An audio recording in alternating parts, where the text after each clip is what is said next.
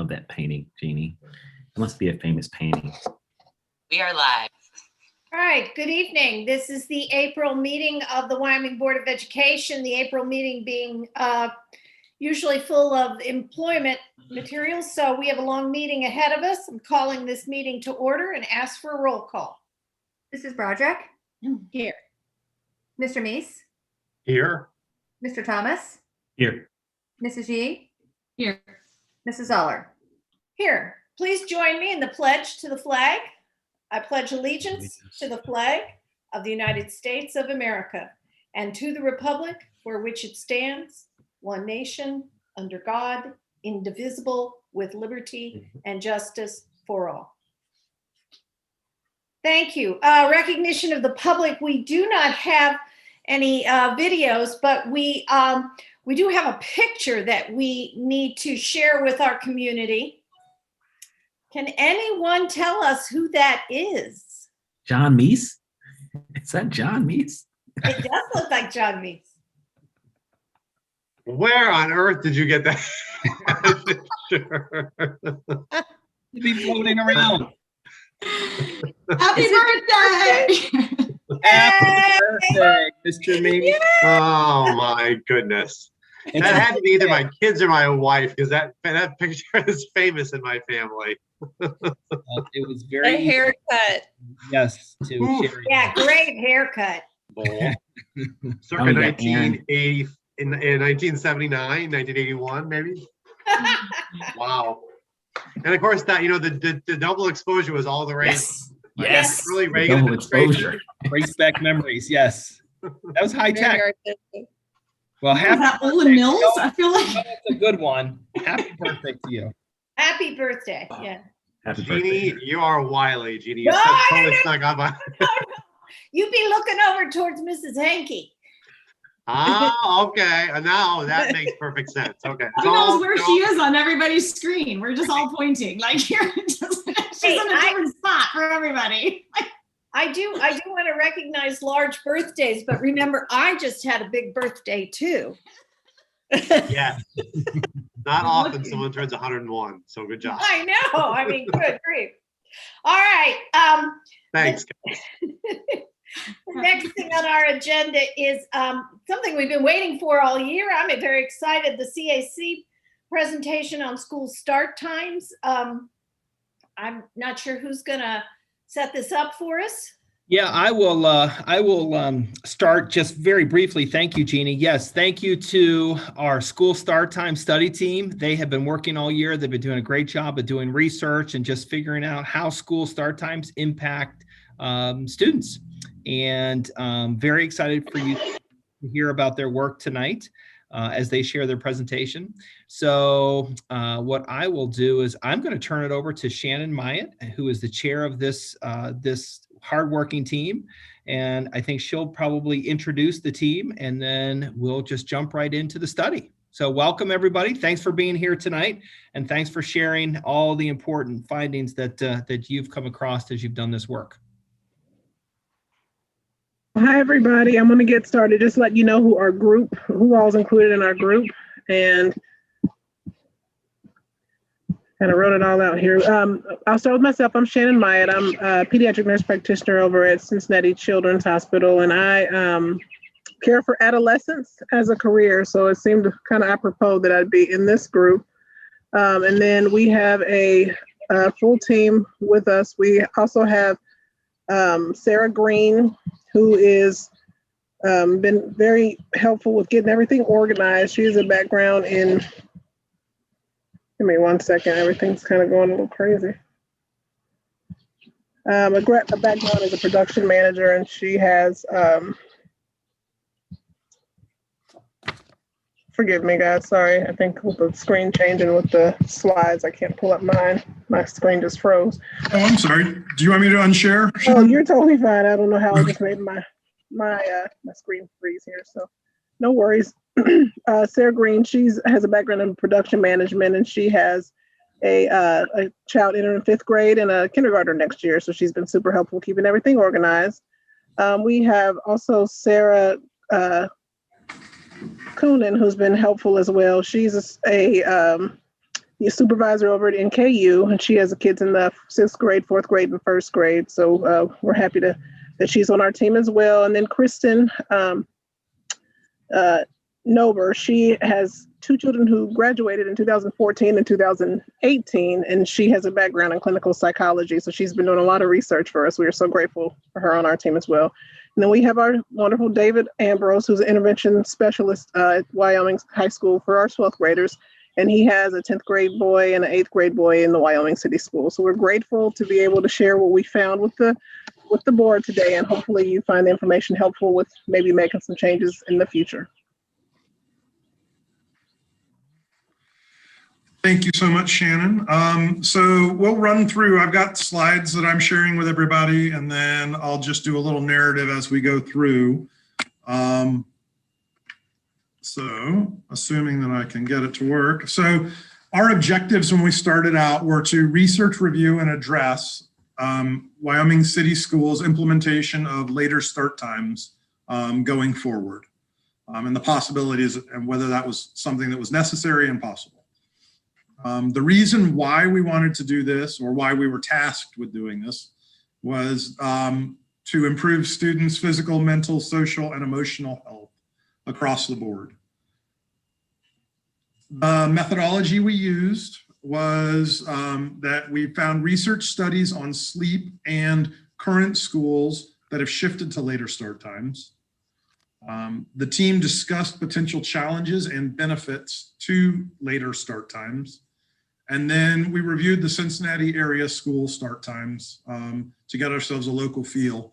Currently, 31% of Cincinnati schools start at or later than 8:30, just as a general rule. Our focus during the study tended to lean towards the teenagers, and we'll get into that here in just a second. So we focused primarily on the Wyoming high school students, to some degree the middle school, but not as much because of the mixed bag that the middle school is, being 5th grade through 8th grade. So most of the work we did centered around the high school.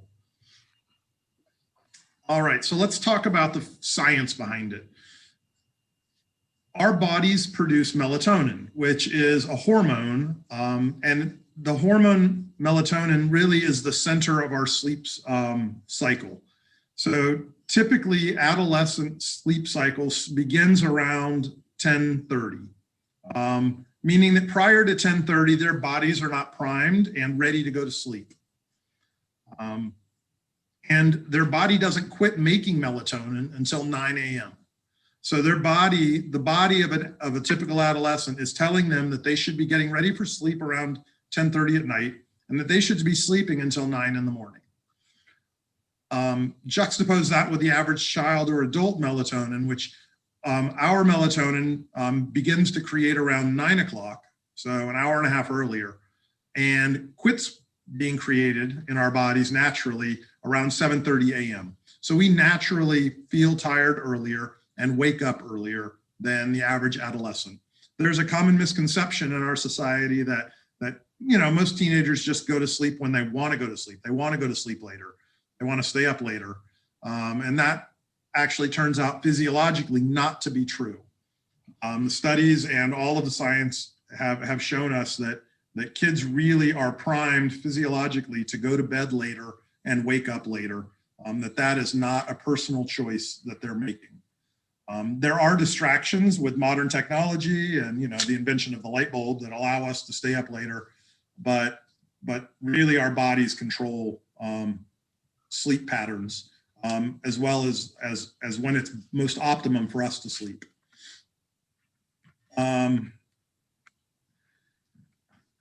Our typical sleep cycle and how long the sleep cycle should be for the average person is broken down by age group through the studies. So infants who are 4 to 12 months should be sleeping somewhere between 12 and 16 hours a day.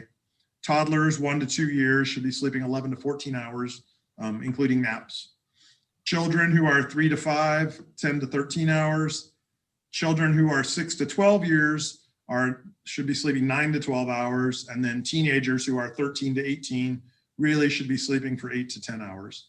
The portion that we ran into with the middle school was that the 5th and 6th and 7th graders really fall into the 9 to 12 hour range, but they also fall into the range of students that their melatonin begins to create earlier and stops earlier. So typical 5th, 6th, and 7th graders are primed to wake up around 7:30 in the morning, whereas the typical high schooler isn't primed to wake up 8 through 12, isn't really primed to wake up until 9 o'clock physiologically. So it made it interesting trying to talk through the high school, middle school, elementary school start time piece. Let me turn the page. So basically, in an ideal world, a teenager would sleep from 11 p.m. until 8:30 to 9 o'clock in the morning in an ideal world. Studies have shown, the studies we found show that school start times prior to 8:30 a.m. directly result in teenage sleep deprivation and poorer academic performance. So we're going to go through I'm going to quickly run through 3 different areas of that sleep deprivation affects. The first one is a student's physical and mental health. The second is their safety and alertness, primarily focusing on driving. And then the final one is the physical, mental, social, and emotional performance. So the way sleep deprivation affects a student's physical and mental health is multifaceted. It affects their stress levels and anxiety levels. It creates mood disorders, and students who have sleep deprivation have a great deal more instances of suicidal thoughts. It inhibits interpersonal interaction, increases risky behavior from reduced impulse control. So students who don't get as much sleep have a reduction in impulse control. It has been proven to increase illicit drug use, increase obesity, and increase the occurrence of medical conditions, including but not limited to type 2 diabetes. As far as safety and awareness, we have increased rates of motor vehicle crashes and drowsy driving due to not being awake and sleep deprivation. So later start times will increase the child's ability to drive, which is really important as they're learning to drive as 15, 16, 17-year-olds, new and experienced on the roads. And then finally, as it relates to our expectations around school performance. So kids who have sleep deprivation, who are sleep deprived, have historically shown from 10 years ago when the American Pediatric Association came out with a recommendation until as recently as this last Thursday, that students with sleep deprivation have lower test scores and grades, have reduced critical and abstract thinking, reduced verbal creativity, reduced cognitive functions. And that also is multifaceted. So reduced cognitive functions touches on a bunch of areas, including problem solving, memory, time management, a student's grit or effort, their increased inattention, increased tardiness, and increased absences. So overall, really performance, a student's ability to perform at the level that we're asking them to in today's environmental academic environment is really hampered by earlier start times and less sleep. So these are some statistics about what we see nationally as well as here in Wyoming. So 69.3% of teenagers get less than 8 hours of sleep a night. This is from the United States Department of Health and Human Services. The self-reported sufficient sleep decreases as kids progress through high school. So 76.7% of 12th graders get less than 8 hours of sleep as self-reported. So only 23.3% are actually getting more than 8 hours of sleep, the sufficient amount of sleep as dictated by the Health and Human Services and the American Pediatric Association. Wyoming did a pride survey in 2019, and in that we held up pretty much with national norms, slightly better, but basically national norms. 63.1% of our high schoolers reported getting consistently less than 8 hours of sleep each night. And that students in their junior year experienced the least amount of sleep, which is different than the national average. The national average was the seniors. Here at Wyoming, it was the juniors. So the studies that I'm referring to that you guys will have access to have specifically shown that later school start times consistently result in 30 to 45 minutes more sleep for teenagers. This last Thursday, a new study was published in the Sleep Journal, and it's a comprehensive study of 28,000 students in Colorado. Those 28,000 students had changed to a later start time at the middle and the high school levels, and students reported their sleeping duration significantly increased and clinically significant daytime sleepiness decreased. The students at the high schools in Colorado, the 28,000 students, reported sleeping later, going to bed later, 14 minutes later than they were prior to the later start times, but getting an average of 46 more minutes a night and 4 hours more every week because of later start times. In front of you, you see a slide that has the current start times for our local area. So these are schools. Bexley's a little further north. You can see they start at 8:35. Most CPS schools start at 8:30. On the next slide, you'll see the slide that most compares to Wyoming High School. Anderson and Turpin are at 8, Hamilton at 7:35. Indian Hill has just switched to 8. They were earlier. They were a 7:30 start time until this year. They have just gone later to 8 o'clock. Mason also recently changed to a later start time from 7:15 to 7:45 to make it a half hour later. North Olmsted added 40 minutes and starts at 8. Three Rivers, Madeira, Marymount this year changed, and we'll talk a little bit more about Marymount at the end of the slide. They've changed to 8:30. This is their first year with this model. And then Lakota starts at 8:05. This second slide is a comparison of our peers, not by geographic location, but by school performance. So these are the schools that we relate to most closely in size and community makeup and academic performance. According to the U.S. News and World Reports, Ottawa Hills was the #1, the highest academic performing high school in Ohio. Their start time is 8:10. Walnut Hills, which is a much larger school than we are, but has the same type of students as far as academic performance, they were 7:20. All of the rest of the schools on this list are similar to Wyoming. Solon, Indian Hill, Wyoming, Chagrin Falls, Marymount, Dublin. Dublin's larger too, and Mason. Oakwood is also just like Wyoming. So you can see when those schools, what their current start times are. We fall pretty much average. The average start time in Ohio is 7:52. Our high school starts at 7:50. But there is a clear trend for schools starting later. So now we've talked about the science behind the later start times and why it's important. It's also important to acknowledge that there are some real challenges with starting later. I'll give you one more second with this one before I switch. So the first challenge, and the one that becomes most apparent to most people when they start talking about it, is athletics.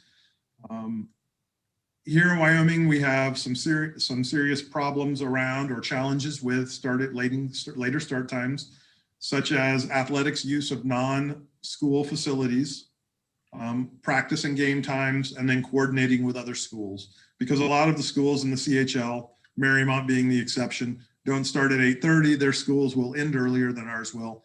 So there are complications around that. Marymount had those discussions and was able to find workarounds and felt comfortable starting at 8:30. And To our knowledge, it hasn't created much of a problem to this date. But it is a challenge that will have to be dealt with. There are also challenges with family schedules.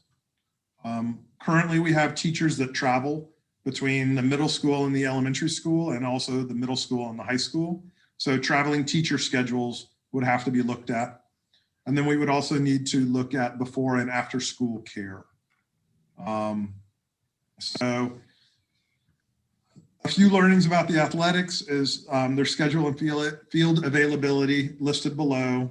This came straight from our athletic director, Jan Wilking, to get a better understanding of how it would work and how buses would leave and all of that. So that's there for you to look at. These are the things that I just went through. It gives you more specific information about practice times and things like that for you to peruse.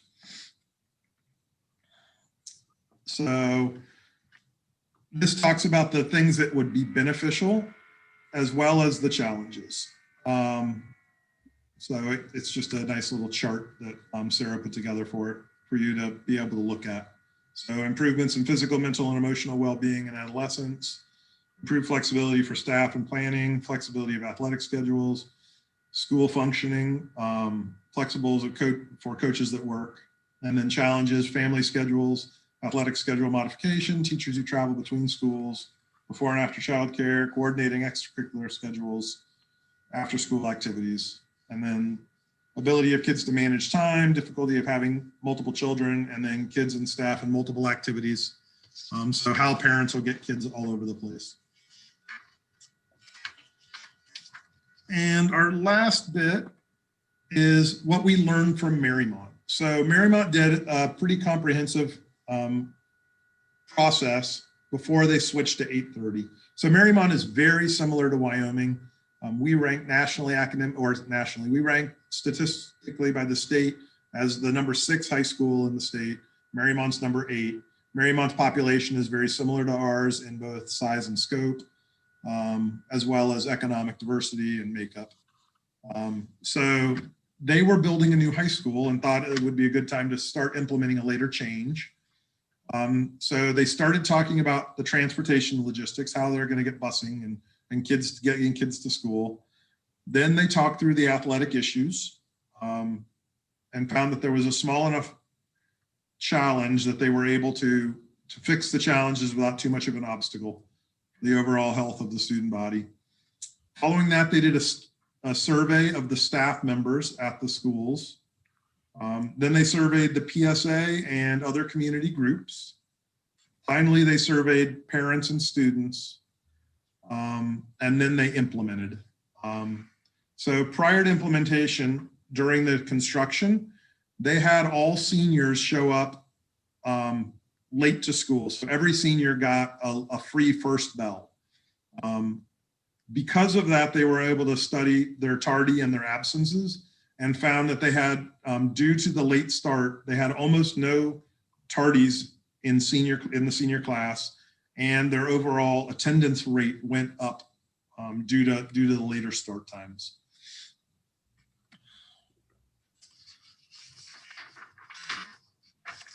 These are their start times. So primary starts at 8:30. The middle school starts at 8. Ours starts at 8:10. Our primary starts at 8:30. Their high school now starts at 8:30, whereas before it started at 7:45. They also found that they had the high school students with the later start time showed a significant increase in alertness in class. They had significant increase in the amount of sleep that the students were getting, as well as an increase in driver safety, because you had fewer teens on the road during the dark hours, as well as an increase in sleep, which reduced fatigue while they were driving. This is a sample schedule at Wyoming. So what we did is we just took our current schedule at the high school and just bumped it 30 minutes to 8:30 or 40 minutes to 8:30, and then an hour and 10 minutes to 9 o'clock. We did the 9 o'clock because the studies show that 9 o'clock is optimum Like a 9 o'clock start time is the optimum start time for a high school. But that's a pretty big step, an hour and 10 minutes. So the 8:30 is where schools seem to be falling with their start times. So this is what a sample schedule at Wyoming High School would look like if you just bumped everything back 40 minutes and then an hour and 10 minutes. So our recommendations of the group are that we feel that a current start time is while it's currently at the average for school start times. So we start at 7:50 at the high school. The average is 7:52 in Wyoming or in Ohio. But studies have shown that student well-being is proven to improve more sleep, and we're currently in the middle range of start time. There's room to move.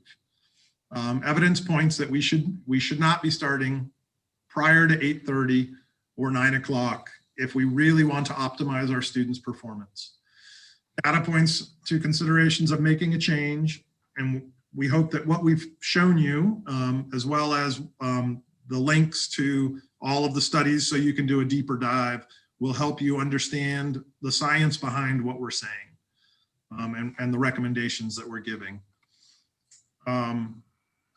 The action points would be that we would need to gather, we believe, the group believes that we would need to gather more information from Marymount. They're very happy to talk to us and share what they did and how they did it. Like them, we would want to survey stakeholders, including students, teachers, and the community. See if there's a way to survey current seniors participating in the late start program, figure out if other building times will change to see if transportation logistics are affected. Look at the teacher scheduling to see what kind of impact it will have on teacher schedules and traveling teachers. Review with the athletic department to determine impact on the programs in regard to practices and game times, and then possibly consider bringing in sleep experts to help educate the community. Anecdotally, as a side note, we want to talk about the fact that Americans generally are looking to optimize our performance. Across the board, Americans, that's what we do. That's what we do in the business world. That's what we do in the academic world. That's what we do at home, is how do we get the most out of ourselves? How do we get the most out of our kids? In 1969, prior to 1969, there was not a strength and conditioning program at any NCAA college in the country. In fact, the knowledge in 1968 was that getting bigger, stronger, and faster actually hurt your athletic performance. In 1969, the University of Nebraska hired a gentleman named Boyd Epley, and his sole job per the athletic director was to make their athletes bigger, stronger, and faster. He is widely considered to be the father of strength and conditioning at the college level. And because of his program and the AD's choice to lead the pack instead of follow, the University of Nebraska won the 1970 and 1971 football national championships. And since that time have won 28 national championships and 250 conference championships. They saw things that other people didn't see. How do we optimize performance of our student athletes? Much like Nebraska, sleep using conditioning and athletics and weight training to improve their athletes. Sleep is a necessary component to optimize our students' ability to perform at their optimum level academically. Science reveals these answers, and we want to improve our performance. It behooves us to listen to what we're being told, and that is that students really need more sleep, and that sleep can come about through slight changes in our current scheduling. So we encourage you to read through the studies that Sarah and Kristen have so nicely put in to a document for you, and then ask any questions you have. That's the end of the presentation. I'm going to stop sharing so everybody can see everybody. And the floor is open for questions to anybody in the group. Sarah and Shannon and myself and Kristen. I'm going to take off my glasses so I don't have to read now. Just to remind folks on the team, Heather and I have been partnering with the CAC group. I wasn't in the meeting where this group reviewed last week, so I want to pause and not ask questions until you get the chance to ask some of your questions, given that we've had more connection to the team's work prior to now.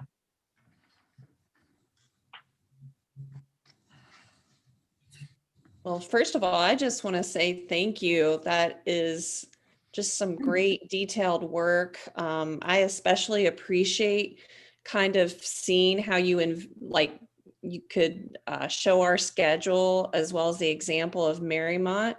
I don't know if any of you all saw the story on CNN 2 days ago where Colorado schools, they did a survey. They kind of did this research period with 28,000 students over the course of a year, where they shifted the schedules just like you're talking about. And they did find that the high schoolers, just even that little bit of sleep, they were finding lots of good benefits. And they did find it wasn't the kind of thing where the high schoolers just stayed up later and got less sleep. They actually did get on average about 45 minutes of sleep, more sleep a night, which I thought was interesting. I mean, that that clock is, that melatonin factory, I think, is really important. When you talk to the various ADs, because as in fact you said it, the first thought that comes to my mind is how do we make this work with a sports program? Were they, I mean, some of your numbers show that they were reducing practice times and switching things around a bit. Is that something that would have to happen to make this longer or this later in the day work? I think that, Marymount did that, but they said that what they basically did was instead of having 2.5-hour practices, they told the coaches that all teams needed to have 2 or 2-hour and 15-minute practices. And it was sort of basically the opinion of the principal that he was like, we can get this done. Kids can be well trained. We can maintain athletic excellence in 2 hours, or 2 and 15, as well as we can in 2.5 hours per day. And that was the principal's stance. Honestly, how has that worked out for them? They seem like everything has worked fine. They said, shuffling fields and other facilities, it was a lot of extra effort. And they said, there were some instances where I think they said, I don't know, boys golf or girls golf and freshman basketball. There were like a few kids for a few away games that had to be pulled out of class early on a few occasions. The principal said that basically it was such a small number of students that were impacted by having to make these exceptions that it, to him, seemed worth it for the whole school to reap the benefits of extra sleep, that to him, that was a small sacrifice athletically. So I think things would have to be adjusted. It would definitely take effort based on what Marymount has said. But they seem to think it was possible, and they seem to think that the transition went pretty smoothly. And since they're in school for school, maybe that's not such a huge issue. I just want to, I think, second Kara's sentiments and thank you for your work. It's really a well researched and compelling study. And I think what jumps to my mind is the notion, I've seen as a parent, and I've definitely heard as a board member from students and parents who say that especially at the high school level and in Wyoming in particular, students feel stressed, they're anxious, they're maybe overscheduled at times. And this seems like one smart way to turn the temperature down that a little bit. It certainly, will address the wellness of our students generally, but it's another thing we can do to allow the students to be a little just in better shape every day in the classroom and at school, and feel a little less of that maybe pressure that sleep deprivation is just kind of adding to and fanning the flames of. So thanks for your time, and I think it's something that we definitely need to give some serious consideration to. I agree. Mine's commentary versus question, I guess, since I did have the pleasure of hearing it. But I love to hear it again. And to piggyback on that, just that you did do the science of the 28% reduction of sadness and depression from 1 extra hour of sleep is not something to overlook. And I get it that, like you said too, a 9 o'clock start is tough, but what does that mean when we really look at it? It's great that we're average now so that we could look at all of that, but to give those different articles and to see how people are doing it is great to hear. And just that for our own children in life to know that they're not really just trying to be staying up later always, right? They were like, go to bed. And you're like, oh, it's just helpful to hear all of those things and the development for the kids and what's the best practice. And I agree, sports are very important, but obviously we're there for school and academics. So to find that balance for all of them is, it's been a pleasure to hear you guys like working through this for the past few months too. So well done. I had one comment and then one question. The comment I kept thinking about when I was hearing all this is, I understand if we start at 8:30 or 9, that means we will immediately leapfrog, Marymount and Indian Hill for, Ohio supremacy on scores and rankings, and reestablish ourselves as far out superior and all that. So that's a selling point. Maybe there's an athletic, kind of payout for that as well. So as you think about consideration down the road. But then one question I had for clarity was, if we were to say that the high school start time is 8:30, does that mean we flip start times for middle and elementary, or would we shift them all a certain amount to go later? I didn't know what the assumption was in your team's recommendation. I don't think our intention was that you would flip. No, it would be kind of like Marymount did, I think, when we were talking about it. Our elementary school already starts later. It could be shifted earlier because adolescent kids, wake up earlier, just naturally. Their melatonin production ends earlier. So, but I don't think that was the recommendation. It was simply that moving the high school start time is beneficial to everybody as a whole. Another thing we had discussed, we're lucky in the sense that we don't have to worry about transportation issues if the primary and the high school start at the same time. The only time we would run into that is if the primary ended up going earlier, then you would have to run into that with the middle school and the primary. So if the primary and high school ended up starting at 8:30 and the middle school stayed the same, then there would be no issue. So we would just have to take into consideration if there were any movement in the middle school to keep that in mind, with possibly then the primary changing, because those are the two schools that overlap in terms of transportation logistics. So that was the big consideration. So if we just change the high school, there's not a lot of worry in terms of transportation logistics, but if there were talk of changing any others, then we would have to keep that in mind. And Sarah, just to reiterate from you guys talking at the meeting though, you're right. I guess you're talking transportation in terms of like busing, but not the danger of, as we know, like high schoolers and the ones all coming to school at the same time. So certain things to consider, I guess, but you're right, not in terms of buses, but getting there logistically, right? I don't want to. Was your point, Heather, that you'd have high schoolers driving on the street while kids are walking to school, and so that more cars, more traffic? Okay. Yeah, so just like, as a hilltopper, you were right. Each school has its own little pockets of congestion, I guess, if you will, at drop off and school. But those are logistics to talk about if we have different conversation, I guess, extended conversation. Yeah. I told a story about one of my students 3 years ago to touch on the driving piece.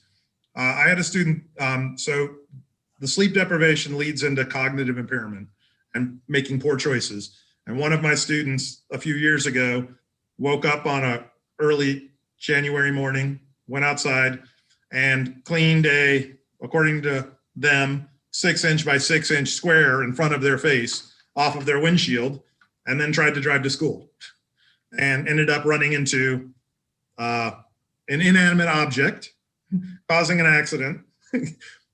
Obviously, in my opinion, this is a very bright student, very successful in college since that time, has not made that mistake that I know of since then, but, decreased cognitive functioning led that person to decide that I can drive when I can only see 6 inches by 6 inches. It's fine. Yeah. So. Earlier, there was Okay. last week there was conversation about high school and elementary starting at the same time, because did you want primary kids walking to school and high schoolers racing, down Oliver or down whatever while the primary kids were walking? So that was the only other conversation that might want to be had around them starting at the exact same time also. So I think that was what Heather was referring to. Thank you, Sarah. Well, and I think, as Tim would say too, as we were saying with CAC, with me being the new member, I think it's valuable to always know that we're taking the information of any of these studies, and it's not like an overnight decision. So just to reiterate for anybody watching it, that it's something to think about, to talk about, look at the logistics across the board, and that, as we've done in the past, you take some bits of recommendations that you can do. You can look at how you can move forward with recommendations, always touching back with you all, like we'd be upfront with it, but that's something that would be visited down the road. Yeah, I'll just applaud the group for really doing a great job to collect this incredible information, but then also to share what some of those next steps would be. And so embedded in this report are the things that we would have to do to think about our unique situation, learn from others that have done this, but how does that uniquely impact Wyoming students and families? So just a great job. And here's a perfect example of the value of the CAC in bringing this information to us as we think about whether or not this is an opportunity for us. It just very much creates a priority on student wellness and helps us be mindful of student sleep and consider those different possibilities down the road. So thank you. As a person who's looked at a lot of data in my life, I just love the multi-tiered approach of the data analysis in terms of looking at the swaths of comparable schools, academic performance-wise, and then going deep on the Marymount example could kind of provide perspective for people as we talk about it later, who would have a point of reference and contact that's very comparable to ours specifically, as well as the context on the broader set. So really appreciate your help in looking that broadly and then also that deep. I do like the idea of putting a priority on student wellness, and I don't think it doesn't sound like much considering the logistics we would have to look at to shift it a half an hour, but I think the science does indicate that does make a difference in student wellness. So again, I appreciate you guys opening the door and giving us a good place to start, and maybe I'd like to see us at some point consider, asking parents what they would think of a change like that. I appreciate the look into the full look you gave it in terms of, we would have an issue in terms of our traveling teachers. We have a number of them. I like the fact that you looked at things like after school care and before school care, which obviously does not affect the high school, but certainly in terms of siblings watching other siblings or driving siblings around could have some effect in Wyoming. And I like the fact that you did look at the influence on the after school activities. And I love the idea of convincing coaches and others that just because they're coming an hour late, that doesn't mean you can have an early morning practice. And, to take the idea of staying tuned to the wellness of the child. So I appreciate all the work you've done. I look forward to reading your report in more depth. And yes, Mr. Weber, I think we have some further discussions coming somewhere down the line here. Absolutely. Yes. Thank you so much, team. Thank you, everybody. Good job. Thank you. Guys.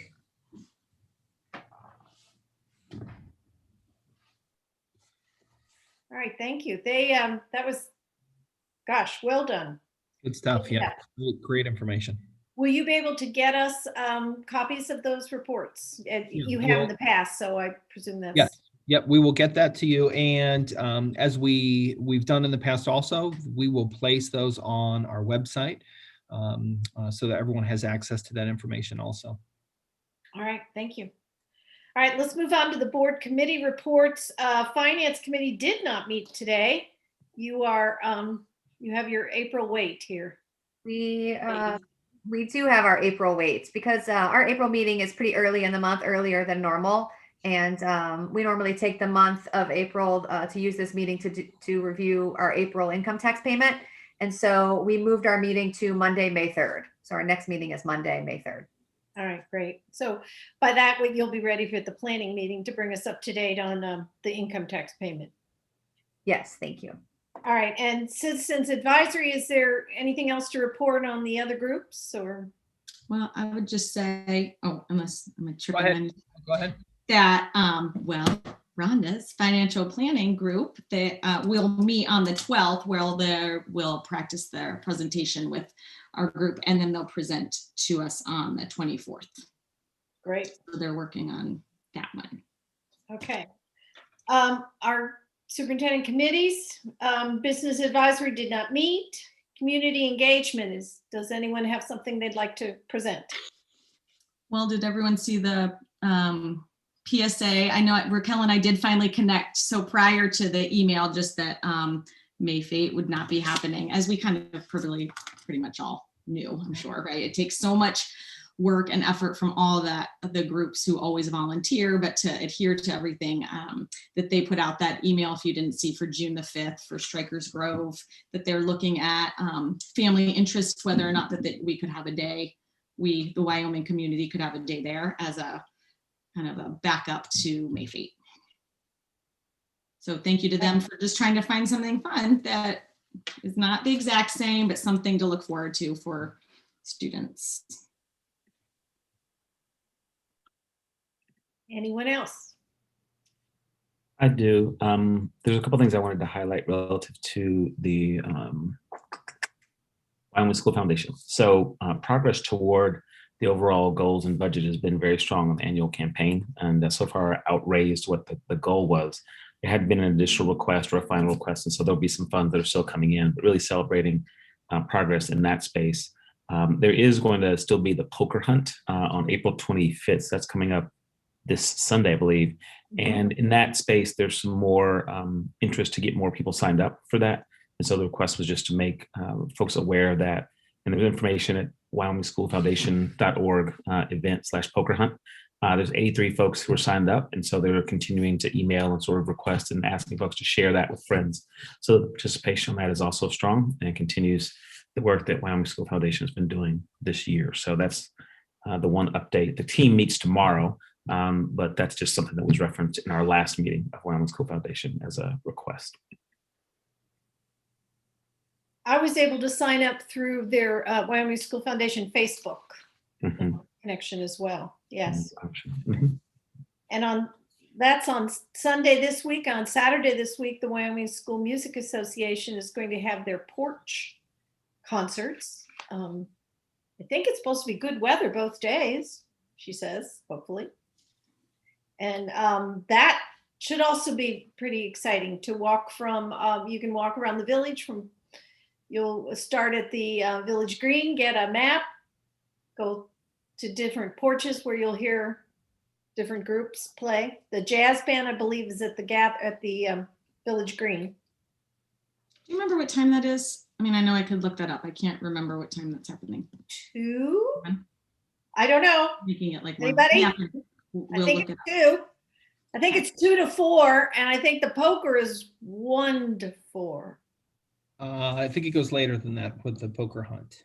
Okay, well, someone text us. We'll look it up. Probably Googling it now. Are you Googling it? Well, we know it's out there, everybody. We'll find it. Also, back to PSA real fast. You know, they've been trying to freedom from fundraising. That's just out there. I'm putting that out in the universe. Again, if you know, they've tried so many different things. Wrapping paper, candles, the past 2 years, it's been like, if you can donate, that would be really wonderful. Okay. That was my other bit. Sounds good. WCIA had their conversation. Anyone? I didn't get to do it. I feel like a teacher. Right. I think there are three of us. Why don't we move on to equity, inclusion, and Okay, that ties anti-racism in. and talk about the WCIA? Yeah. I had an event no, it was this week. I'm sorry, my days. Yeah, this past week. Yeah. Just this past week, it was understanding bias, becoming aware and taking action. Again, brought on by WCIA, Wyoming Community in Action. And in that event, one of our parents, community members, Amy Hall, who's the founder of Equity, Leadership, Development, and Inclusion, discussed unconscious bias and how we can take steps to recognize it in ourselves and take action when we see it in our community. Great conversation, fit very well with the work of our equity, inclusion, and anti-racism conversations, and with the Belonging and Inclusion Collaborative. And it's great to have Amy as a resource and the WCIA as a resource that we can continue to partner with. So just a great opportunity. And we also had, I will say, we had many of our staff members who were participating in addition to community members also. So just a nice group and a great conversation on an important topic.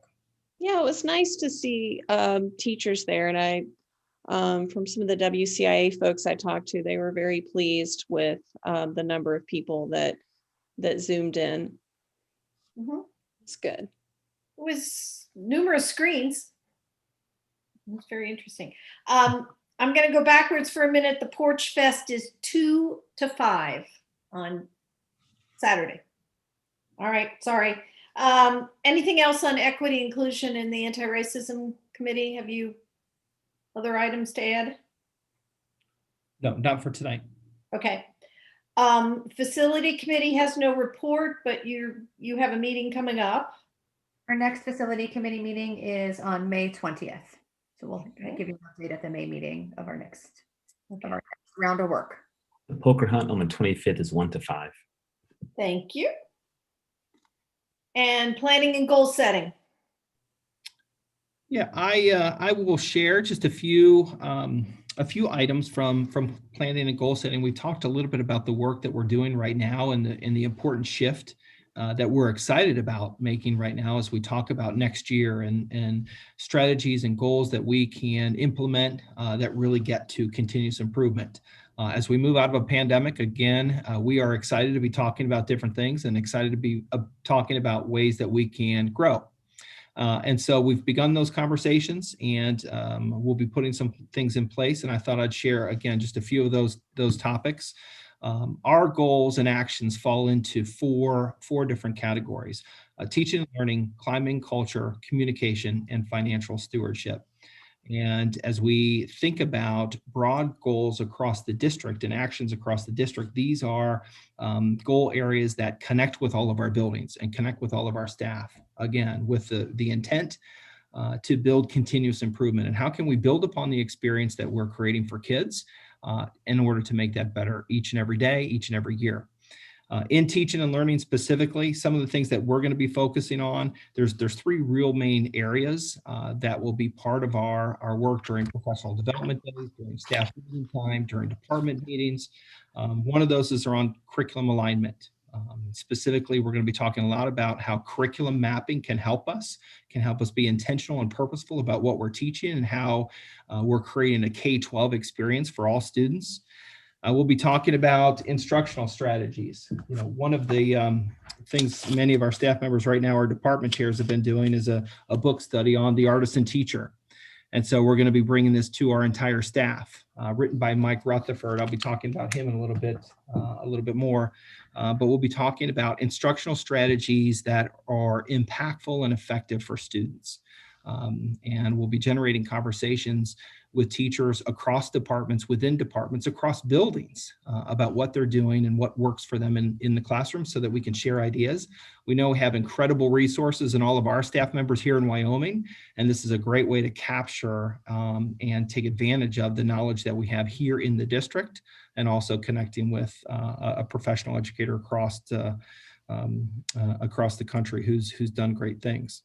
And then the third area in teaching and learning, we're going to be talking a lot about this whole idea of multi-tiered systems of support, MTSS, and what that really means, and how we can utilize structures of MTSS to, in essence, differentiate instruction for students. And it's built around the goal of meeting students where they are and moving them from that point on, and the whole idea of student growth. And so those are three very important concepts around teaching and learning. And so we'll be spending lots and lots of our professional development time within those areas. Within climate and culture, we're going to continue our work around belonging, and what does belonging mean, and how can we create a sense of belonging for our students, for our staff members, and for our families. And so we're going to continue the work of the Belonging and Inclusion Collaborative. We'll be continuing the idea of creating those 1 degree shift conversations across the entire district, and really then inviting students to be part of those conversations so that we can capitalize on the student experience. Because if we're not focused on the student experience, then we probably miss the mark in many ways. So I'm excited to really fold our conversations with our students into that great work. In communication, I think the biggest action that we'll be initiating is our strategic plan. And so again, this came from our CAC last year. We were very excited to pull together to create a plan for what the future of Wyoming City Schools looks like, and to build a vision for our school district. Pandemic put us off a little bit, so we're very excited to be entering into that process. Right now, we are collecting information. We'll be sharing a survey with our entire school community on what they're looking for in the future and what's important, and how can we think about what life looks like in 5 years, 10 years, 15 years down the road for students, and build a program that supports our students and is flexible, so that as times change, we're able to change with the time and support our students in their needs.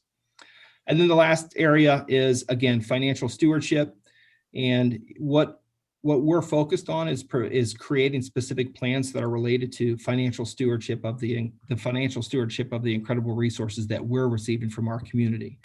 And specifically, what we are charged with doing is to create structures that are best practice and become the way we do life, part of our DNA, so that we're building those structures, those strategies and procedures that help us to manage our funds in a way that is efficient and all aimed in the direction that impacts students the most. And so how can we best utilize our finances to do what's right for kids? Specifically, a couple of the areas that we're going to be focusing on are school budgeting practices, and we're also looking at our long-term facilities plan, which is connected to the new facilities committee and the work that our facilities committee is going to be doing. So again, all moving in a direction of what impacts student learning and how can we maximize the work that we're doing and be purposeful and intentional in our practice. All right, thank you. Next group would be policy review, but if you don't mind, we'll wait since that's coming up, and our second reading of the policies, and therefore we end up with student achievement. Student achievement, we have a district leadership team meeting tomorrow, and we'll be reviewing. Our main purpose for meeting tomorrow is to look at the 22-23 district calendar to identify the calendar that works best for students. And so hopefully we'll be able to bring a recommendation to the Board of Education soon after that meeting. Okay, thank you. All right, I'm going to move on to the Board of Education report. We are in our second reading of a number of policies. Is there anyone who has any comment they would like to make, question? Okay, I see none, so I'm going to move right on to ask for approval of this Board of Education report and approve these policies. May I have a motion to approve? Moved. May I have a second? Second. Oh, All sorry. right, we have a roll call. Mr. Meese, Yes. Mr. Thomas, Yes. Mrs. G, Yes. Mrs. Aller, Yes, Mrs. Broderick. Yes. thank you. Treasurer's report. Thanks, Jeannie. Item A, approval of the minutes from the regular meeting of March 29th and the planning meeting of April 6th. Item B, approve the statement of revenues and expenditures for month end March 31st. Item C, approve the appropriation adjustments that were previously submitted. Item D, accept with appreciation the list of donations. Can Item, go ahead. Sorry, I just wanted to interrupt in there because there's a donation there from the Wyoming School Foundation, a rather large one, regarding our MELE program. Could either Rhonda or Tim bring us up to date on that and what that money is going to be used for this year's initiative? Yes, I would love to. So first of all, thank you to the foundation. This is huge, and we're very excited about this opportunity. The purpose of this of these funds, the grant is set up to really connect our staff with opportunities to improve upon educating students and to connect us with professionals in the field of teaching and learning to talk about our practice and to, again, maximize what we do in the classroom to bring about change for students. And specifically, this grant is going to allow us to work with, as I shared, the book, The Artisan Teacher, the author Mike Rutherford, who many of us in our district have worked with Mike in different ways. It's going to allow us to have him come into our school district, and he will be meeting with our administrative team this summer and our department chairs this summer. We'll also have them to come in and meet with Mike. We'll be talking about the book and the work that we've done around this book, but really his focus is on feedback and coaching. And so he's a professional in the field of connecting teachers with other teachers and teachers with administrators around the conversation about what's happening in the classroom. And that conversation is what ultimately brings us to new levels and to improved levels. And so I'm excited about him helping us to have these great conversations, again, within departments, outside of departments, as we talk about the practice or the art of teaching. It's really focused around the art of teaching because it is an art. And I think this will, again, bring us to an entirely different level as we focus on instruction and focus on what matters for students in the classroom. And so very excited to have this opportunity this summer. And we're looking forward to having him come back to work with us during the school year, where we'll actually be setting up lab sites where we go into classrooms and practice that whole idea of feedback and coaching and having those conversations around what students are learning in the classroom. So again, back to the foundation, this is an incredible opportunity, and we can't wait to share what happens from that work. Well, thank you, Tim, for heading up that initiative. That's what foundation money should be used for. That's great. Very exciting. All right. I'm sorry. I interrupted. Please, please go on. You're fine. Item E, approve the student transportation agreement extension with Peterman Transportation. That's to extend our agreement with Peterman for the next 2 years. So excited to partner with them. They're providing excellent transportation service for our district. Item F, the 2022 Workers' Compensation Group Rating Program. And item G, approval of the report, please. All right. May I have a motion to approve? So moved. May I have a second? Second. Roll call? Mr. Thomas? Yes. Mrs. G? Yes. Mrs. Zoller? Yes. Mrs. Broderick? Yes. Mr. Meese? Yes. Thank you. All right. Thank you. The superintendent's report. Okay, thank you. We do have several items related to personnel, and those include number 1, which is a recommendation to approve the resignations that have come in over the last month.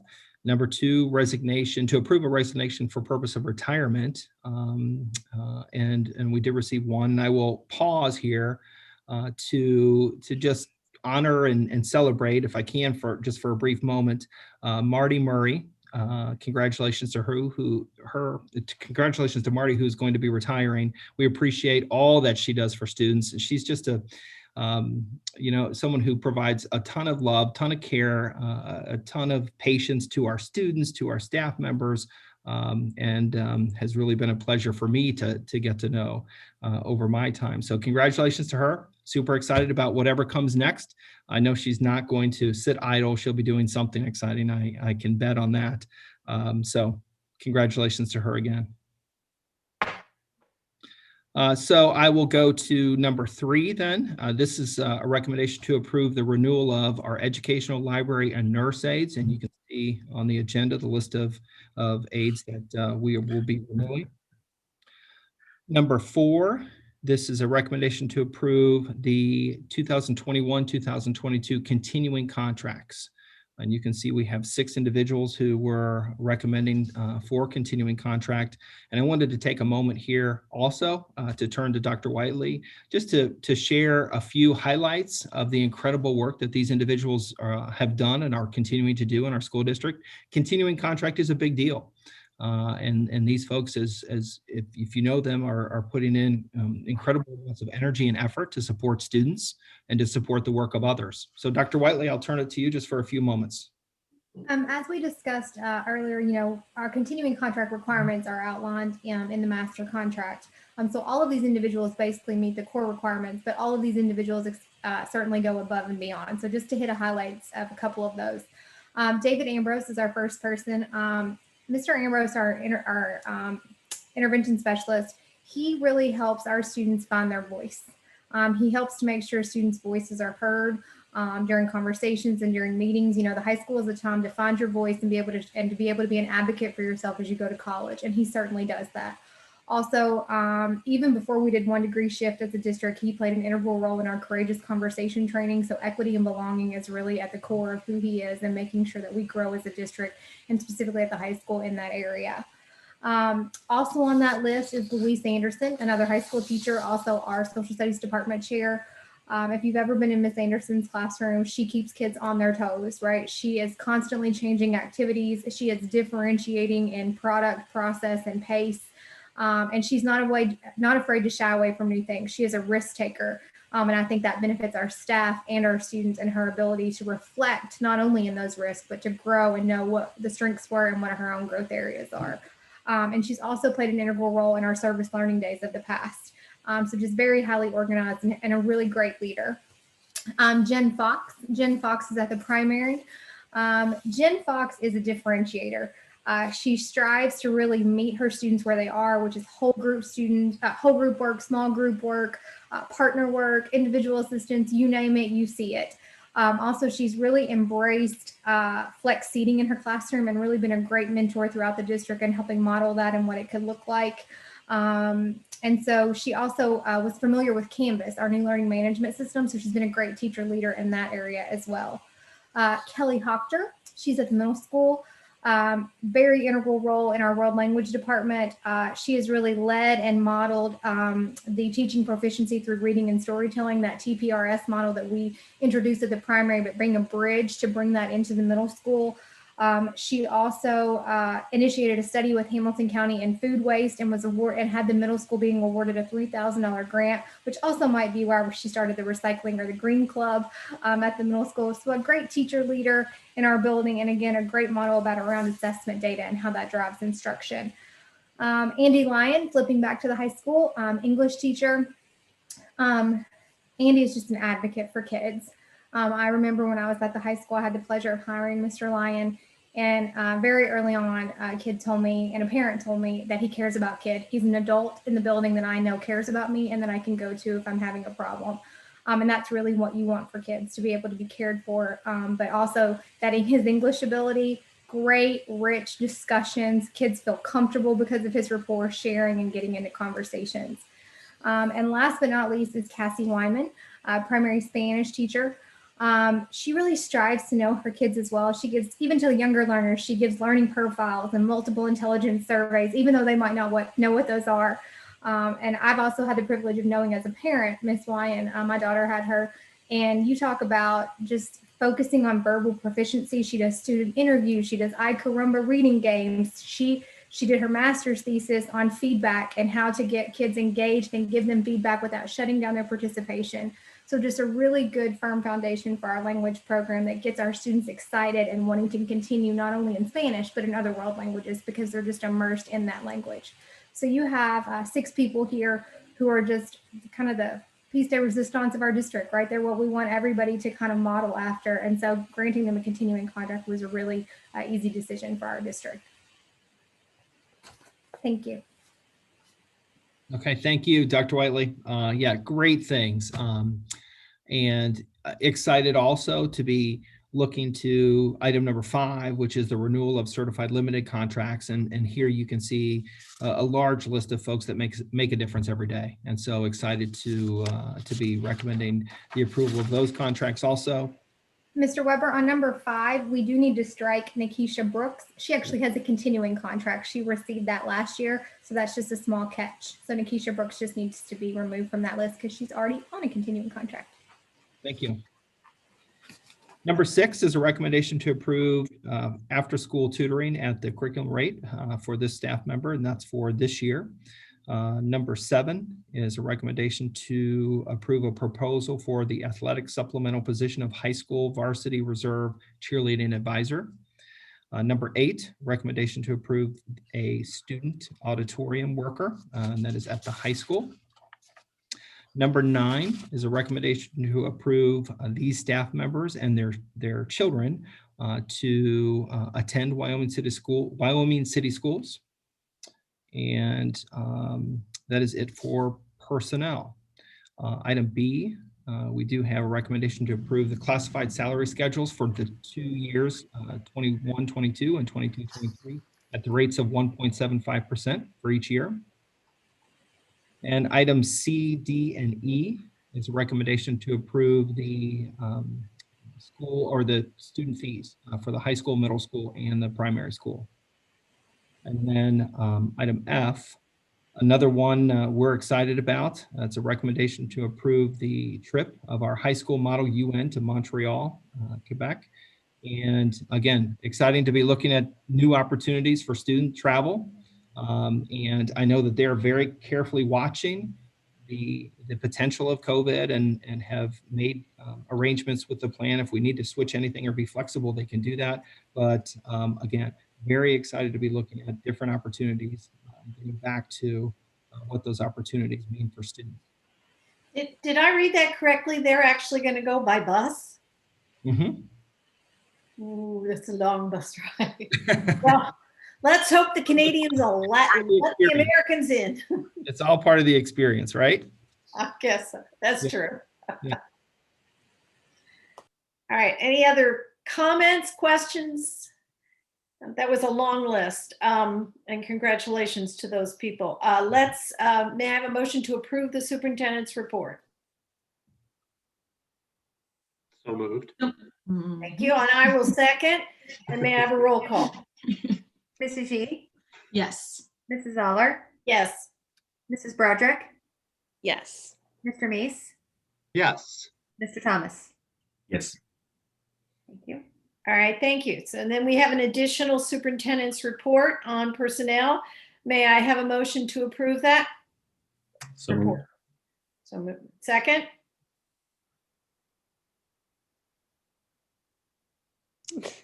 Second.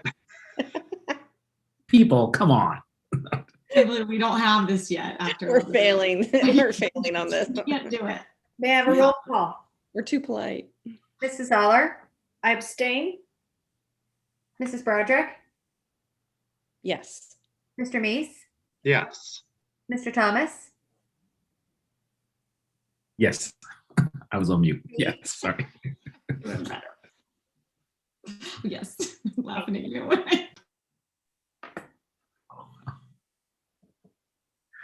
All right, thank you. We have 2 discussions. Mr. Weber, just take away. Sure. Well, we had talked about the possibility of in-person board meetings. And so one of the things that we had thrown out as a potential discussion topic over the last 4 to 6 weeks is when would we consider looking to get back together in-person board meetings. What obviously makes a difference is COVID levels decreasing in our community, access to vaccines for adults and even our students now. And so it becomes a natural discussion to think about when we would go back to having meetings in person, to be able to be in proximity to one another. And it's a great opportunity. And as we, the CAC is a perfect example.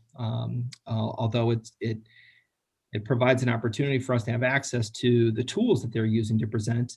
It's a missed opportunity to not have them in the room and to thank them in person also for the incredible work that they've done. And so I will just open it up for thoughts on potential timeline for moving back to in-person meetings. Well, we have every reason to believe that the law will change in July the 1st. We've been offered for a year and a half, the ability to meet out of a location and also to vote, which is the important thing. So like tonight with 2 of our members elsewhere, they're able to vote. So my guess is we're going back in July because the law will not be extended anymore, and we'll be back to in person. Does that seem like what you all think as well? I can't imagine the legislature extending the ability to meet off campus after July. So the question becomes, when we move back in order to be able to vote, then the next question I guess we should think about is Zooming or video, or even an earlier start date together than the July meetings. One idea I would throw out is, which might lead to pause until July, is our June planning meeting. We started a new process last year for our building leadership retreat, where during the June planning meeting, we had each building, primary, middle school, and high school, and their building leadership teams were able to come to the discussion to share the great work that they had done and to share the progress that they made in terms of accomplishing their goals over the year. And just because of where we were last year, we were forced to do that through Zoom. But one of the benefits of doing that through Zoom is we had the opportunity to provide access to everyone who was part of that conversation. And so it would seem to make sense to continue that this year through June, so that during that retreat, each one of our building team members is still able to be part of that conversation, regardless of where they are. Still like to take advantage of this tool for that purpose, at least during that June planning meeting. It's just one of the examples of the pandemic and the opportunities that we found along the way, and how can we utilize a tool like Zoom if it helps us to function better. And so that particular meeting is one that I would suggest makes a lot of sense to stay with Zoom, so that everyone has access to that conversation. Right. That makes perfect sense, in that school is out at that point, and so teachers may have scattered, but this way they can still be part of a presentation that we all got a lot out of last year. That was excellent. Mm-hmm. Okay, any other? Maybe we just look ahead to, I was gonna say, maybe we just look ahead to thinking about July, that I think it's like July 26th maybe is our regular meeting. And maybe have thought, through how if we might have a live portion or not, would we still continue to record? But since we're not likely to go beyond July, just maybe, I would suggest maybe just planning for July. Mm-hmm. I think actually in July is when we will have to be together. Yeah. I think the law is June 30th, I believe. So which makes sense. Then we have time that we've all gotten vaccinated. We have time to figure out enough space. We have time to, if something changed, we could. get together. But even in that regard, in terms of like the May meeting, that's typically big and it's nice to see people in person. It was also nice for the retirees last year. They're in like on their back deck and they can pop in for 5 minutes and we can say congratulations. And there's probably a little bit that they enjoy about that you're right. People can like be in and out and it doesn't take the whole. Maybe we need to work out some kind of hybrid situation where people can zoom into us if they need to. I don't know. I was wondering about it because like many areas, the pandemic has challenged us, but there's some better that's come out, in various ways. And so one of the questions is when we get back together in that room, how would we still enable the community to be connected to the conversation, perhaps, via digitally or some other way, or make it available later, or just what's the way we do the hybrid. So I think conversations on that in the next month would be helpful for us to think through. And it gives us time, because I know, Rhonda, you're saying in like other schools, or we all know this, pre-pandemic, some people streamed it, but it's difficult because it's from far away and it's hard to hear. And like, this is a different way to be engaged, I guess, with the conversation. And I agree. It's like you want it accessible. You don't want to just record it for the sake of recording when you can't really hear what's happening, or if that's making any sense. No, I think it makes a lot of sense. Because when you go into a video situation, now you're looking at multiple cameras, you're looking at an audio system, you're looking at mixers and the personnel to run that, which, that becomes. I don't know, like we have some internal expertise on that. Like when we did the music concert, the chamber music concert, back in, I guess, late March or so, for the first time ever, I mean, I don't think it had been done before. I was able to, they sent people a recording on a Google, through Google Drive. And they had cameras placed so that you got occasional close-ups of certain students or the pianist, and the sound quality was excellent. I mean, it wasn't like a produced TV show or anything, but it wasn't bad. And it did make me wonder, I wonder how expensive that was, or, if that's something we could adapt in the board office. So for our meetings, there's something that's called an owl. You can put it in the center of the room, and whatever sound, whoever's speaking, it just turns that person. And so it kind of has you on camera. So the 7 or 8 of us, you could sit that inside. And then if you had an audience that was, in the back of the room or something, there's some ways you could do it without paying 3 people to come in and videotape the meeting. But yeah. Well, if you would all look into those specifics, and I think it would be nice to know. I sat in on a school's board meeting. They actually did a Zoom, but they were in the same room.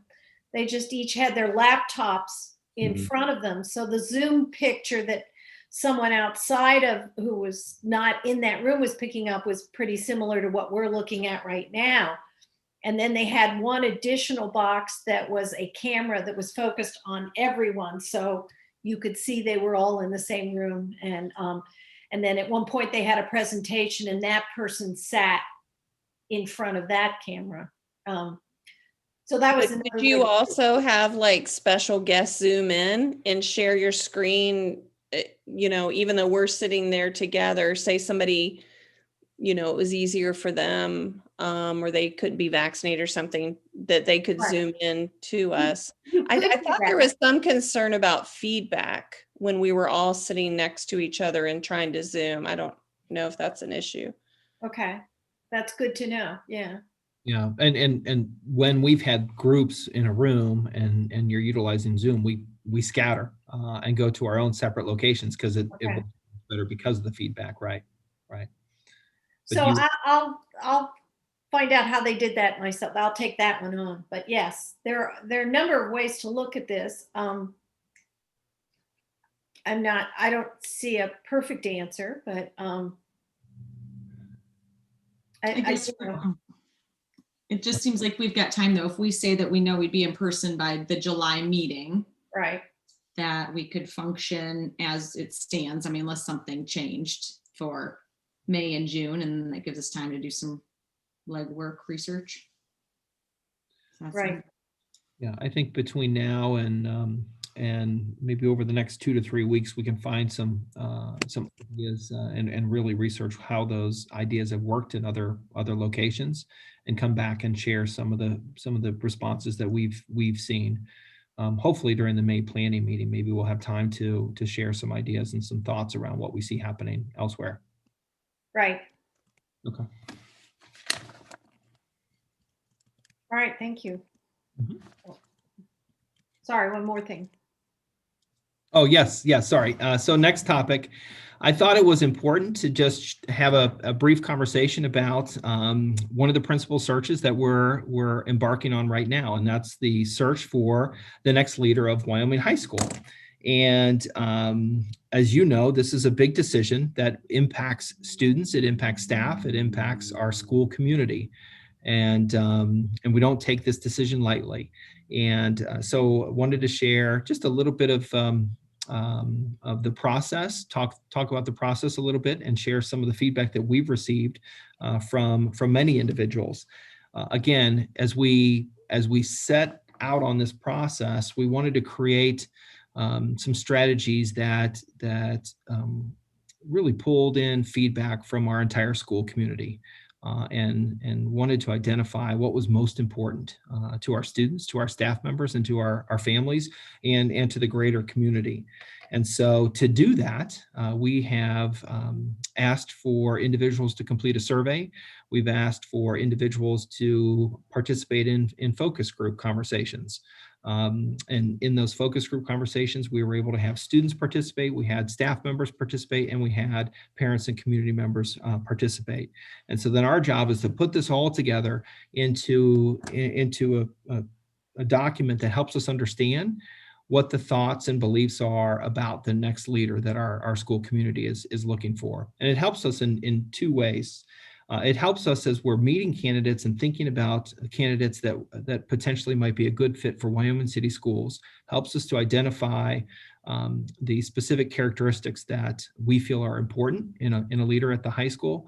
But then it also helps the candidates to better understand if they're a great fit for Wyoming City Schools. The whole idea of being a great fit is it goes both ways. It's for the school district to identify someone who we think matches up to our district's strengths, our areas for potential growth, and the characteristics that we're looking for. But then from the candidate perspective, in order for someone to be very passionate about the work that they do and love coming to school every day to do this incredibly difficult job, it's got to be a good fit, and it's got to match their unique skill set and their passion for what they want to do within a role like this.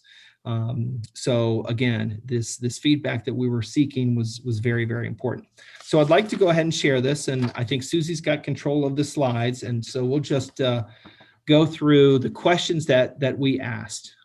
So in our focus groups, we asked 3 basic questions. We asked, what are the high school strengths? What are the high school's areas for potential growth? And what are the characteristics that we think are critical to a leader in the high school? And then in the survey, we were able to ask some additional questions, and you'll see that information on these slides. So as we compile all this information and we think about what are the greatest strengths at our high school that people identified the most, you can see these items. And so people often spoke to engaged and motivated students, intelligent and dedicated teachers, that whole idea of whatever it takes. An excellent, well-rounded education, especially in a smaller school district, in a smaller high school. People spoke to the variety and strength of the extracurricular programs that we have for students, and just the incredible opportunities that students have to be engaged in and out of the classroom. Rigorous academics, high expectations, and I would say that, coming from students themselves, staff members, and our parents and community. The whole idea of a sense of community and engaged parents and community support. The diversity of the community is seen as an asset. And this idea of small school with individual attention and the way that we operate to benefit students, all seen as strengths of our high school and our school system in general. So when we go to the next slide, as we, again, speak with all of those groups and look at the survey data that came back, these were the things that stand out as growth opportunities. First being a greater focus on diversity and inclusion, and really mirroring the work that we're talking about with equity, inclusion, and anti-racism.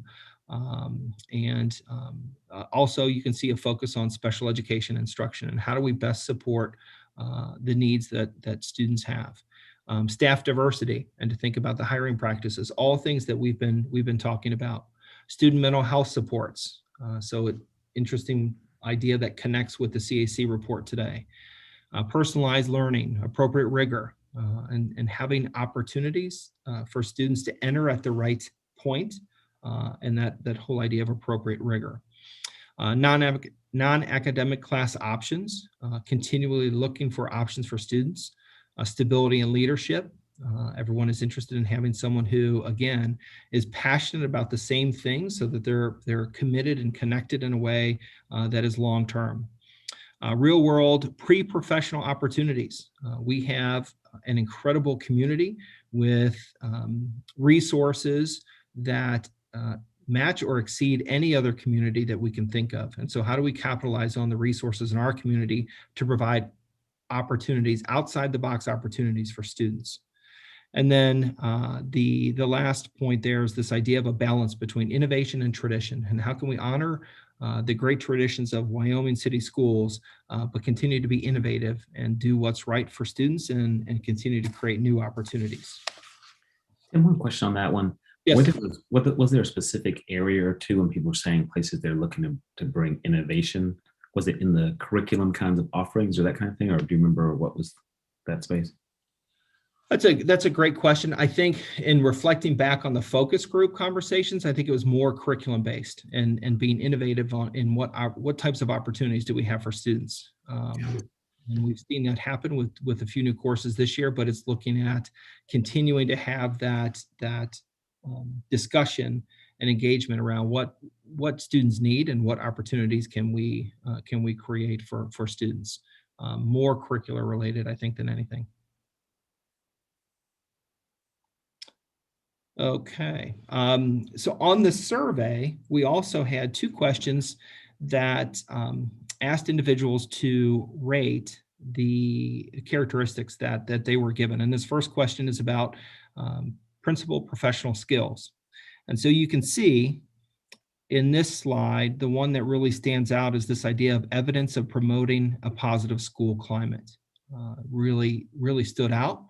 More so than on the next question. So that one is a key indicator that folks are looking for, someone who can really understand school climate and build a school climate that works for students, and I would venture to say that works for staff members and for families also. These are all important. It's just that one was identified as perhaps the most critical professional skill. And then on the next question, again, asked individuals to rate these qualities or attributes of a potential new principal. And these are a little bit closer together. So you can see at the top, it leads with willingness to appropriately empower staff to do what's best for kids, followed by the ability to build relationships with parents and students, followed by values and seeks input and is inclusive of all stakeholders when making decisions. Again, closely connected to environment, to building a culture and a climate within the high school. And again, the last question was related to what are the most critical characteristics that we think are important to have in our new leader at the high school.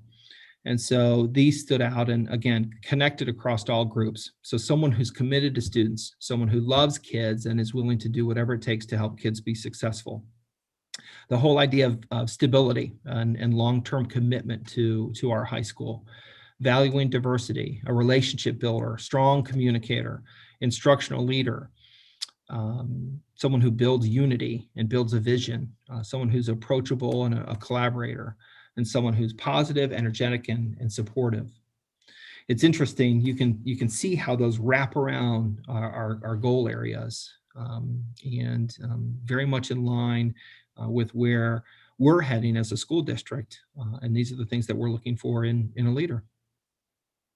And again, great opportunities to consider this feedback when we're going through the interview process, but also as we select a candidate to be the leader of the high school. These then become the content of those initial conversations, so that we're off to a great start as we look at a transition in leadership. So we're in the middle of the process. We're excited about the conversations that are happening, and I applaud the students, the staff, and the families of the high school for being connected and involved in the process. Thank Thanks you. for sharing all the data and the detail on the learnings. I had just one more question, then I'll yield the floor. When this whole discussion on stability, I guess people are saying, well, we want somebody who's going to come and in theory, they're going to be here, quote unquote, a long time. How do you inquire about that legally, kind of in interviews or in the process when you're talking to people to understand, because I think we talk about, Adam, it makes sense. He's going to go in Loveland. He lives in Loveland, so he gets a job offer there. Makes sense. Our girls basketball coach lived in Wilmington, so he sent an email a few weeks ago saying the Wilmington job opened up. I'm leaving, and so it was there a year, and so how do we understand as best we can legally, like what the likelihood is that someone who says, this is my dream job, I want to be here until my other dream job comes, what's the way we inquire about that? Yeah, that's a great question. And I guess and anyone can please share your thoughts on this, but my thoughts on this are, that's one of the reasons why it's critical to get the feedback that we're receiving right now, because that becomes so important to share with the candidate, because we want them to fall in love with, no different from our students. We want them to fall in love with our school district and match up with the strengths that they have, and how that reflects the strengths of our high school, and the strengths that they have, and the ability to build upon the areas of growth that we potentially have.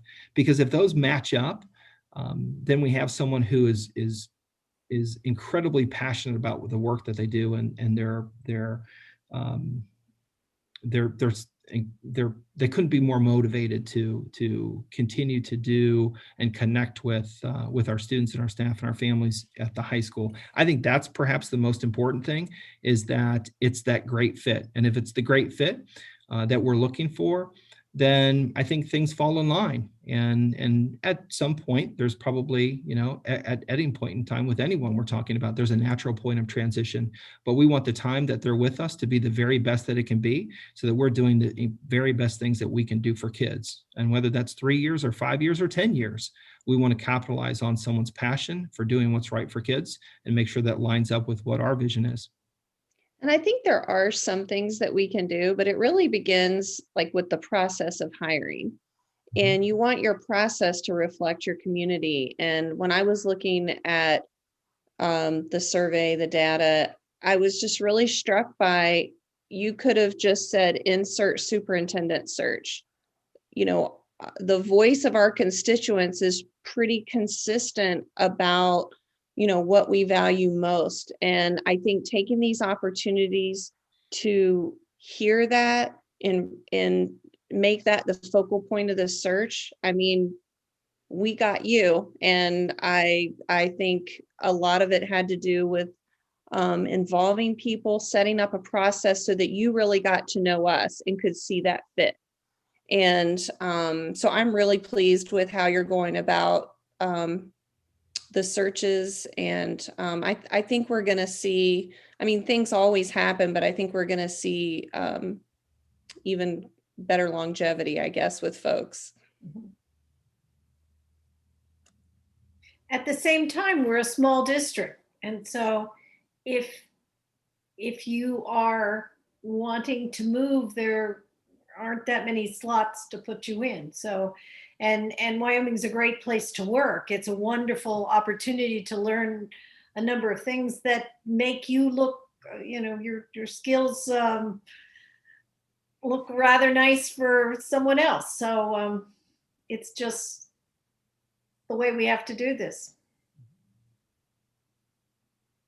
When isn't longevity for a principal not all that long? The average for a principal, I think people need to remember too, it's hard. You don't want a lot of turnover, but I think it's the same as we talked about for superintendents. It's not like people are coming to that position typically for 20 years.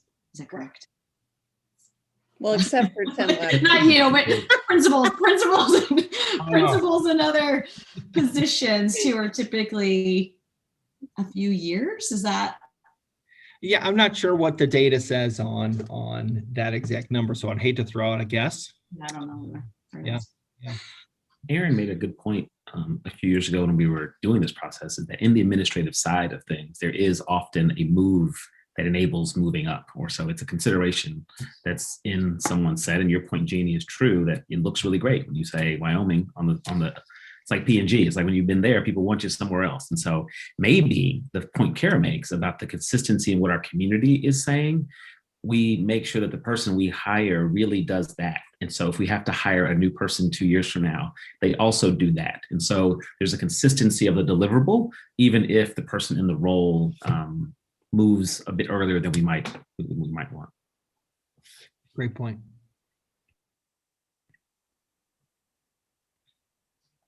Okay. All right. All right. Thank you. And I will continue to keep everyone updated on that process and the process for our primary schools. And so we'll have additional opportunities at planning meetings and our May regular meeting. And I think it's me again. Yes, we're still waiting. Yes. Keep going.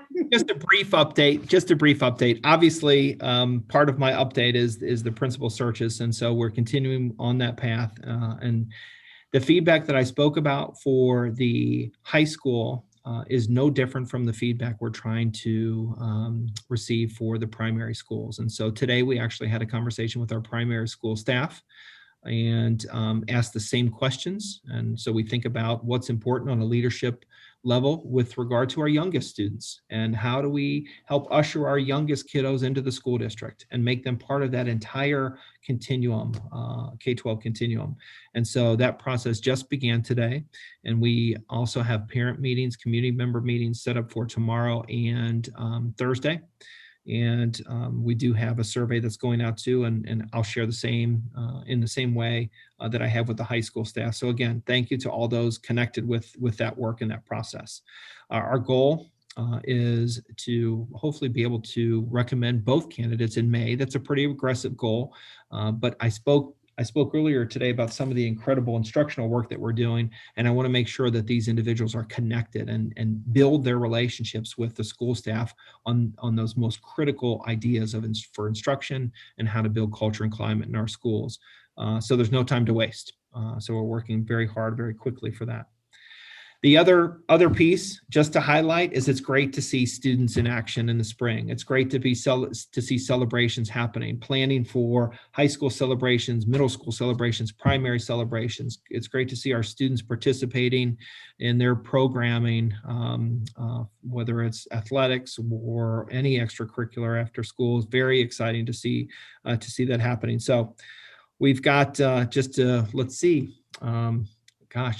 over a month left to go. We're going to make the most of it, and we're going to capitalize on the great things kids are doing. So be on the lookout. That's all I've got. Okay. All right, then any other comments? Then we will not adjourn at this time, but we will move to executive session. So we will go off our video. May I have a motion to move to executive session to consider the employment of a public employee? So moved. And a second? Second. Take a first and a second. Roll call, please. Broderick, Yes. Mr. Mace, Yes. Mr. Thomas, Yes. Mrs. G, Yes. Mrs. Zoller. Yes. All right, thank you. This part of our meeting moves on now.